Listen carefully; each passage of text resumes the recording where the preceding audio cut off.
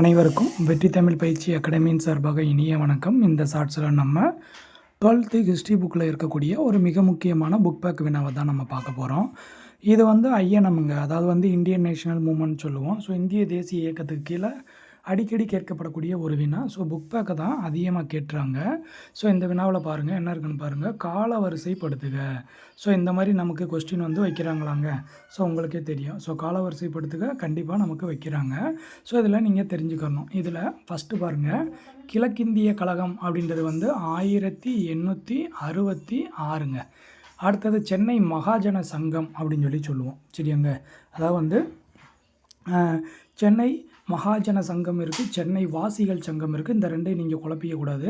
சென்னை மகாஜன சங்கம் அப்படின்னா எம்எம்எஸ் அப்படின்ட்டுவாங்க, மெட்ராஸ் மகாஜன சபா அப்படின்னு. அது எப்போ அப்படின்னு பார்த்தீங்கன்னா 1884 மே மாதம்.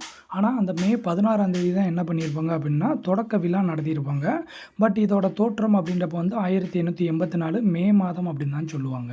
அடுத்தது மெட்ராஸ் நேட்டிவ் அசோசியேஷன், அதாவது எம்என்ஏ அப்படின்னு சொல்லுவாங்க. அதாவது அதுனா சென்னை வாசிகள் சங்கம், அதான் எம்என்ஏ.